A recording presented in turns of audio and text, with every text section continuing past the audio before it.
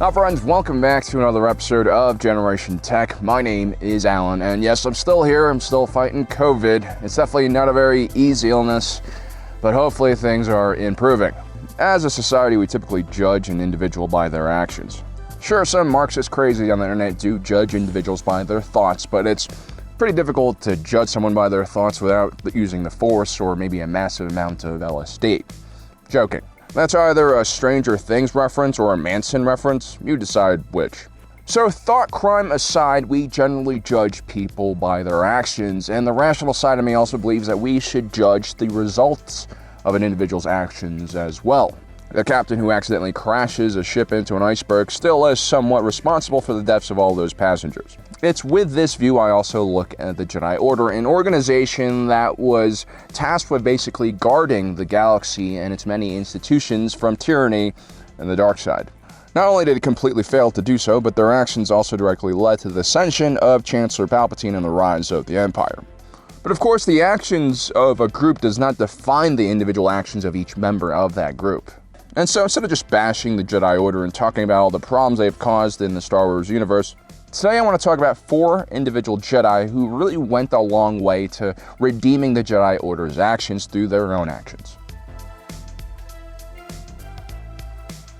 Caleb Dume was born in 33 BBY, just 1 year before the infamous Order 66 protocol was implanted into the clones by the Kaminoans. Caleb would go through the standard training and indoctrination that all young Jedi had to. He was a relatively skilled youngling and known for his skills and curiosity. He would eventually become the Padawan of Jedi Master Deepa Billaba in the last year of the war. Caleb Dume would be sent to Cardoa on his first active duty mission, where he quickly developed friendships with the clones underneath his command. Although he was just a Padawan and a child, he already become a part of the institution that was actively enslaving billions of sentient beings. His only saving grace was the fact that he was most likely too young to truly understand what his partaking in such a military force meant. Like many Jedi younglings in his position, he was forced into combat in an earlier age than necessary because the Jedi Order's casualties were piling up. Now, Caleb Dume and Deepa Billaba were on the world of Kalar when Order 66 was triggered. Caleb was forced to kill several clones in order to escape, leaving his master Deepa Billaba to die.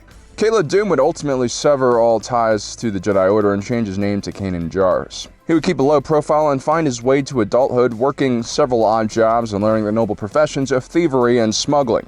KANAN JARRUS would become a capable part of the rebel cell known as Phoenix.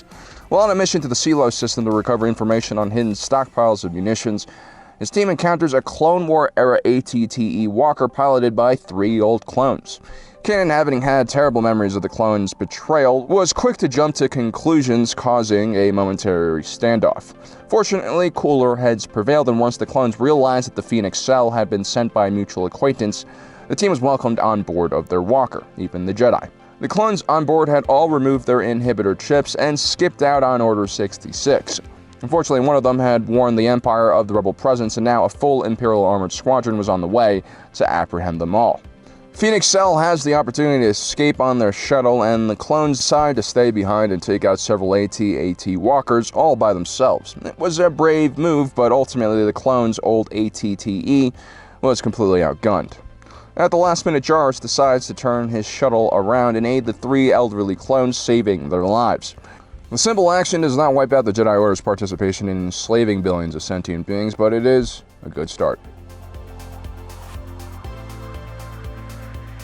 Now, Cal Kestis had a very similar upbringing to KANAN JARRUS, like many younglings who's brought to the Jedi Order at an extremely young age. This is one of the major ethical concerns that outside organizations have criticized the Jedi Order about for its thousands of years in existence. During more trying times, like during the Old Republic, when the Sith Empire and the Republic would have these massive galaxy-wide conflicts, it was pretty common for the Jedi to basically kidnap Force sensitive in the fear that they might fall into Sith hands. So Cal, like all the other younglings in his class, didn't have much say in what course their life would take. Cal, too, was skilled enough in the Force to attract a Jedi Master by the name of Jaro Tapal to take him on as a Padawan. The two were stationed on the Vanderer-class Star Destroyer Albedo Brave with the 13th Battalion when Order 66 occurred. His master managed to overload the ship's reactor and killed all the clones on the ship, but he died of wounds during the escape. Cal was left all alone and eventually escaped to the world of Braca, where he found work as a scavenger. After being exposed during a workplace incident where the young Jedi used the Force to save a fellow worker, Cal was once again on the run and picked up by a small anti-Imperial team run by former Jedi Master Siri Junda.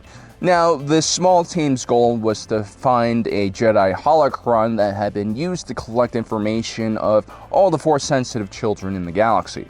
Siri Junda's goal was to use the holocron to re-establish a new Jedi Order, but when Cal Kestis finally gets his hands on the holocron, instead of continuing on Siri's mission, he decided to destroy the holocron, freeing all the Force-sensitive children on this list from a life of running away from the Empire. Perhaps, like Kanan, Cal Kestis was too young to be fully institutionalized and brainwashed by the Jedi and their corrupt ways. He made the right choice and saved countless young Force sensitives from experiencing the same horrors that he had to go through at a similar age. AHSOKA Tano was skilled and wise beyond her years, while Kanan Jarrus and Cal Kestis basically tagged along their Jedi Masters in combat. AHSOKA Tano not only was able to keep up with Anakin Skywalker, she was sometimes even able to outshine him in combat. But during the last year of the war, AHSOKA Tano was framed for the bombing of the Jedi Temple, which forced her to go on the run from the Jedi Order into the underworld of Coruscant. After having her name cleared by Anakin Skywalker, AHSOKA Tano decides not to rejoin the Order after considerable soul-searching. Her instincts were quite well-tuned. She had realized that the Jedi Order had lost their way a long time ago. All the Jedi Masters she had grown up to trust did not rely on their connection to her in the Force to see if she was guilty or not. Instead, they relied on the inefficient judicial system used by the Republic. The Jedi Order, in essence, had become blinded and were no longer capable of doing the job that they were set out to do. AHSOKA would eventually escape from Order 66 and go on her own journey of inner cultivation. She would eventually become a Grey Jedi, a mix between the light and dark, much like the ancient Jedi of the old, who found balance in the Force within themselves and did not try to enforce their beliefs on others. These ancient Jedi learned how to deal with the dark side inside themselves, and instead of just being afraid of it, they learned how to use it, tame it, and resist its pull. Grey Jedi were the true descendants of the first Jedi, and only they could really create balance in the Force. Now, we don't really know what the future of the Grey Jedi will be or what AHSOKA Tano's future will be like, but be sure that if Dave Filoni has any say in it, we'll probably get to see her once again, either in The Mandalorian or some other entry in Star Wars. Now, Luke Skywalker was in many ways the last Jedi. He was the last individual to have any training from the original survivors of Order 66. And even then, his training was limited to a few days with Obi-Wan Kenobi and a few days with Grand Master Yoda, both of whom passed away long before Luke was even trained to the level of a Padawan. And so Luke's experience as a Jedi was very unique. He spent most of his life chasing an ancient dead religion and finding clues through ancient texts, artifacts, and archaeological ruins. When he wasn't fighting against the Empire, he would go on these Jedi expeditions and try to find as much information as possible about the Jedi Order of old. But instead of being really told about what the Jedi were, he had to figure it out himself as a historian and an objective observer. After Luke brought his father Darth Vader back to the light and took out Palpatine and his empire, Luke would dedicate the rest of his life to starting a new Jedi Order, just like Siri Junda wanted. But his pieced-together view of the Jedi Order and his teachings were not enough to protect his prized student from the ancient evil presence of Snoke, a puppet of Palpatine. And once again, the temple was destroyed and Luke was left all by himself. Now, this last experience of witnessing his entire life's work go up in smoke really helped him shape a new opinion of the Jedi Order's teaching. He realized that his new Jedi Order was not only a personal failure, but a failure of this teaching method. Luke realized that the Jedi Order was always destined to fail because they never really taught their students how to deal with the dark side, and therefore everyone was in danger of falling to the dark side. During the height of the Jedi Order in the 1,000 years after the Ruusan Reformation, not a single Sith was even spotted, which further radicalized the Jedi Order, making any discussion of the Sith or any of their teachings completely against the rules. This fear and complete rejection of the dark side left the entire Order with a huge blind spot. Now, when Rey approached Luke in exile on the island of Ahch-To, the Jedi Master, sensing darkness in Rey, immediately stopped teaching her and fearing that his system would not be able to prevent her from falling to the dark side. It was at this point he realized that the only course of action was to destroy any links to the old Jedi Order and allow the Force to once again naturally create balance without restrictions of such a dogmatic group. By destroying the ancient Jedi Order once and for all, Luke had finally allowed the galaxy to begin healing itself.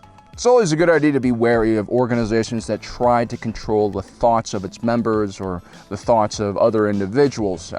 In this case, all 4 members on our list are individuals who thought outside the box and rejected the teachings of the Jedi Order, and in doing so, were able to redeem the Jedi Order in certain ways and fix some of the errors that the Jedi had made. Well guys, I hope you enjoyed today's episode. Don't forget to subscribe and hit that notification button down below. And as usual, thanks for joining us today. If you're watching this, you are Generation Tech.